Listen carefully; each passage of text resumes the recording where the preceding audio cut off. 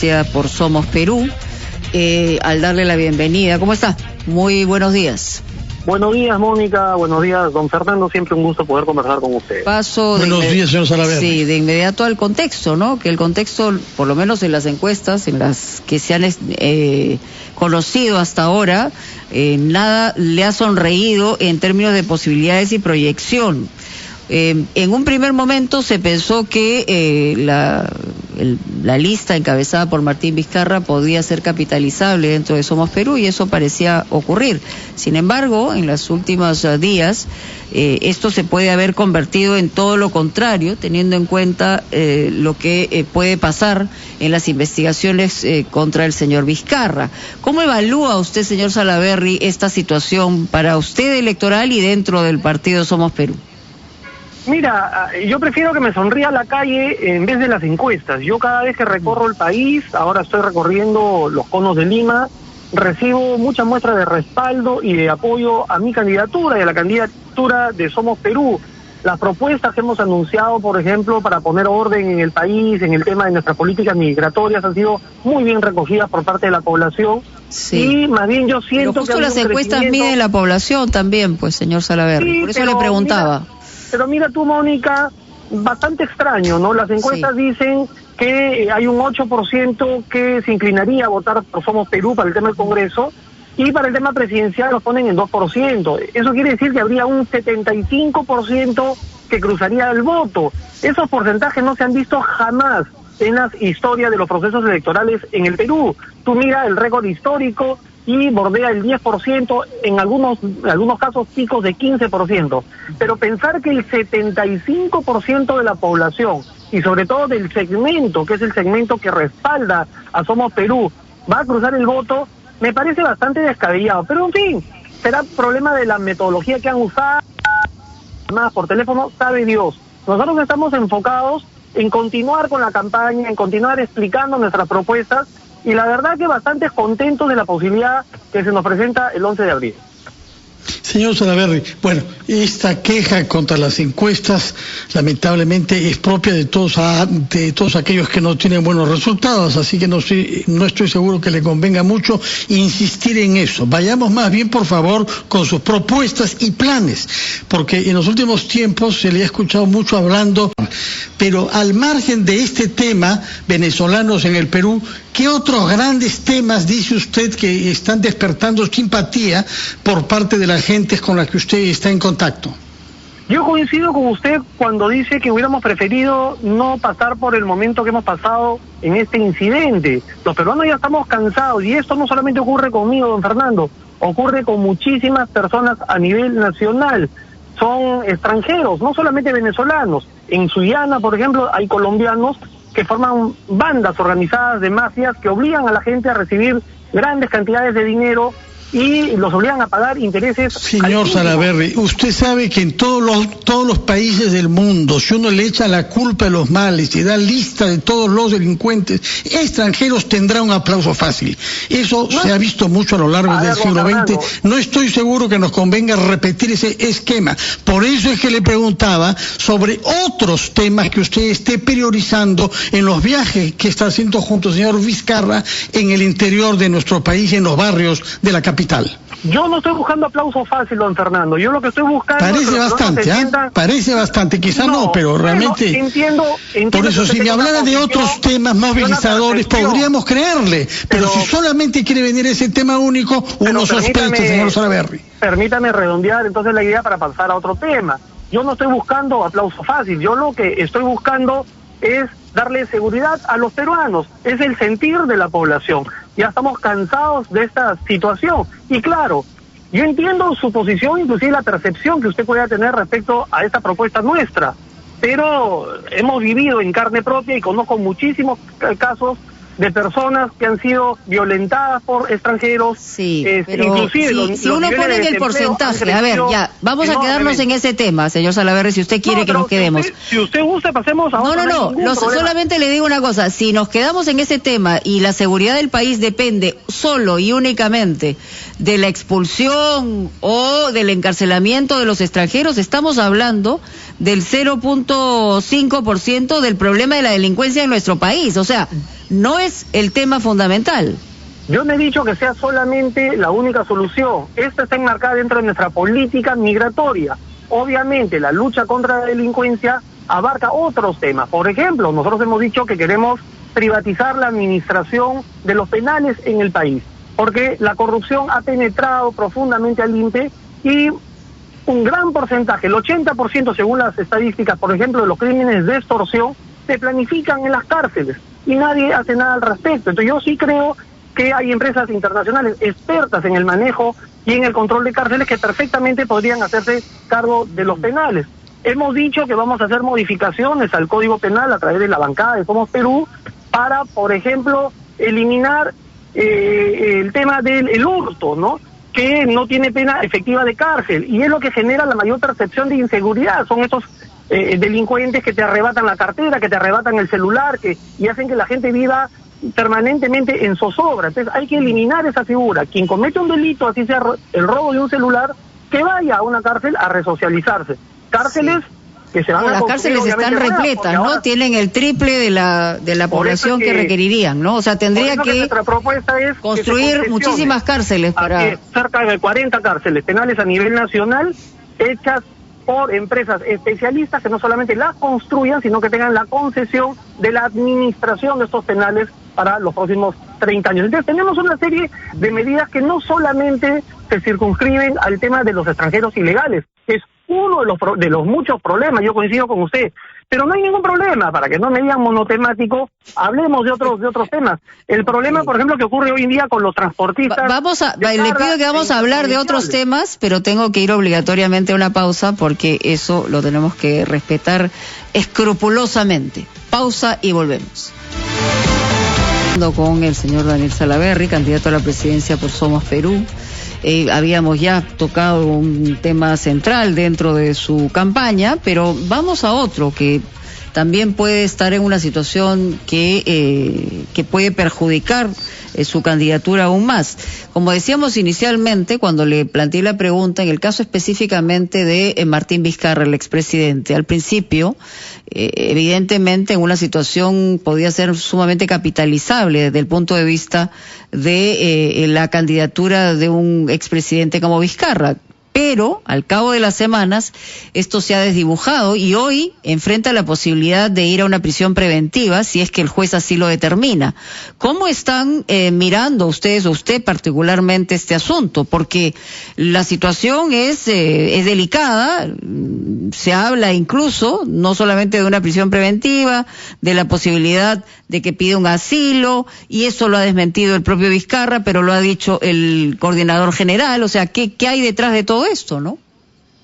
Bueno, mira, yo siempre he dicho que soy respetuoso de las decisiones del Ministerio Público, del Poder Judicial. Sin embargo, mi opinión es que esta solicitud de prisión preventiva no se enmarca dentro de los requisitos que requiere una solicitud como esta. Es decir, ¿hay peligro de fuga? No lo hay. Martín Vizcarra camina todos los días acompañado de 2 policías que son parte de su seguridad, que le asiste como expresidente de la República. Las tiene las 24 horas. Está permanentemente frente a las cámaras de televisión, en contacto con la gente, en entrevistas. Ha entregado su pasaporte. Es decir, ¿cuál es el peligro de fuga? Y por otro lado, obstrucción a la justicia tampoco, porque él no ocupa un cargo de poder que podría utilizar para meter presión e interferir, digamos, en el proceso. Entonces, ninguno de estos 2 requisitos, que según los especialistas son los que se requieren para solicitar una prisión preventiva, ocurren en este caso. Yo confío y espero que la jueza que tenga que evaluar este pedido lo haga con absoluta objetividad y finalmente determine, como le digo, que no se cumplen ninguno de los requisitos, ¿no?, para una prisión preventiva. Señor Salaverry, después de usted vendrá a RPP un paisano suyo, el obispo de Trujillo, Monseñor Cabrejos, con motivo de un comunicado que los obispos han publicado ayer, lamentando la falta de diálogo y la hostilidad permanente entre los miembros de la clase política que, según los obispos, le dan la espalda al país. Somos Perú, partido que usted representa y del cual es candidato presidencial, ha sido siempre un partido de centro con una vocación a formar alianzas. ¿En qué medida puede hacerlo también? Porque está claro que ningún partido tendrá mayoría en el próximo Parlamento y que hay que pensar en darle gobernabilidad a quien sea que gane. ¿Qué iniciativas podemos esperar de Somos Perú para pensar en esos términos de responsabilidad frente al próximo quinquenio que se abre el 28 de julio?